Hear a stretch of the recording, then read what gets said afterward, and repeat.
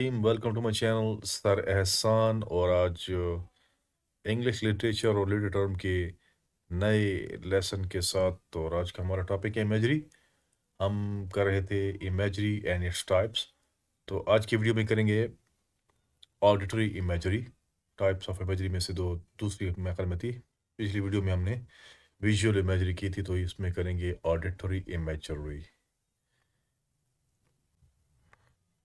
Auditory imagery की definition और उसके एग्जांपल्स, ठीक है। इसमें डिटेल में ही आती, क्योंकि पहले मैंने पिछली वीडियो में इमेजरी की डेफिनेशन, उसके फीचर्स और पॉइंट्स को क्यों यूज़ करते हैं वो मैंने सारी डिटेल बताई थी। तो इसमें सिर्फ आज की करेंगे ऑडिटरी इमेजरी, ताकि मज़ीद वो ज़्यादा लेंथी टॉपिक ना हो जाए और उसको समझने में आसानी हो। ठीक है, स्टार्ट करते हैं हमारा आज का सन ऑडिटरी इमेजरी। डेफिनेशन इसकी क्या है?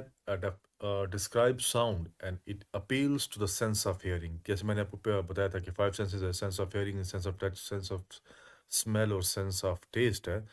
तो उसमें से ये क्या करती है? सेंस ऑफ हेयरिंग जो है आपका, जो सुनने की हिस्सा है, उसको मुतासर करती है। Definition describe sounds and it appeals to sense of hearing, यानी वो अल्फाज जो आवाज़ का एहसास दिलाएं और सुनने की हिस्से को मुतासर करें, समरी इमेजरी कहलाती है। ठीक है, आइए समझ यहाँ तक, पर इसकी एग्जाम्पल देखते हैं लिटरेचर से और डेली लाइफ से कि ऑडिटरी इमेजरी क्या है। अब वो लिटरेचर से मिसाल लेते हैं। आदमी टेंसन की पोएम में से द मोन of doves in immemorial AIIMS, ठीक है, कि इसमें है कदीम दरख्तों में फाख्ताओं की आवाजारी की आवाज़। मॉर्निंग कहते हैं आवाजारी करना, क्रिया करना, कराना, रोना, गम, अफसोस का इजहार करना, आवाजारी करना। दैट इज़ कॉल्ड क्या? मोन। डव कहते हैं फाख्ता, और इमेमोरियल कदीम है। और ये जो एम्स है ये क्या है? दरख्त है, कदीम दरख्त, जो कि शुमाली अमेरिका और यूरोपियन कंट्रीज़ में पाए जाते हैं। तो कदीम दरख्तों में फाख्ताओं की आवाजारी की आवाज़। अब आवाज़ अब करें मॉर्निंग, ये साउंड है, तो क्या कर रहा है? ये सेंस ऑफ हेयरिंग को अपील कर रहा है।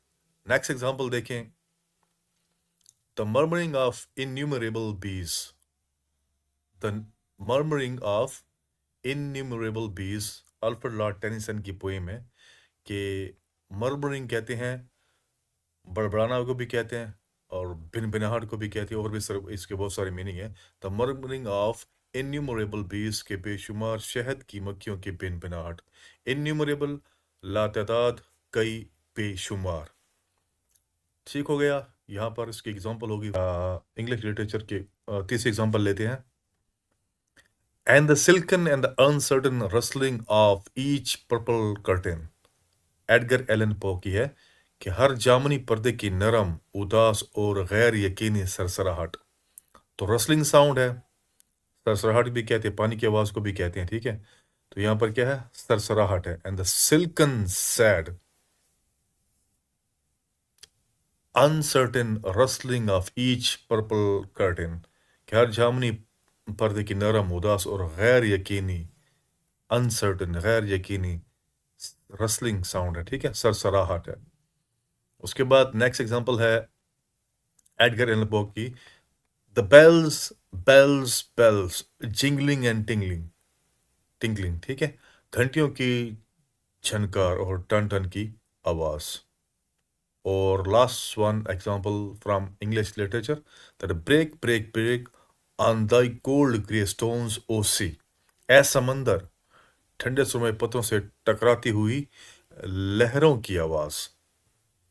ठीक है, जो क्या करें, किससे टकरा रही है?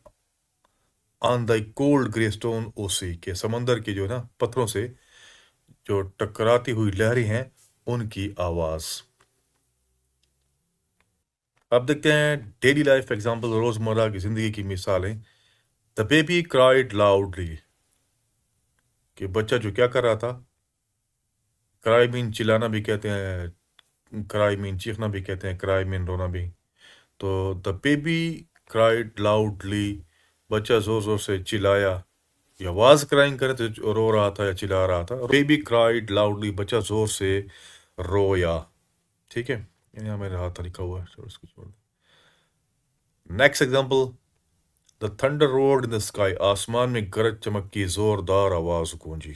तो यहाँ पर रोरिंग है, जोरदार आवाज गूंजना। रोर का मतलब धारणा भी होता है कि यहाँ पर क्या है, जोरदार आवाज गूंजी। The thunder roared in the sky. Next example, the bird was chirping in the morning, के परिंदे सुबह के वक्त क्या करे थे, चहचहा रहे थे। The bird was chirping in the morning, सुबह के वक्त परिंदे चहचहा रहे थे। तो ये थी हमारी example definition of auditory imagery, उसके मीनिंग, उसकी definition from English literature and from daily life.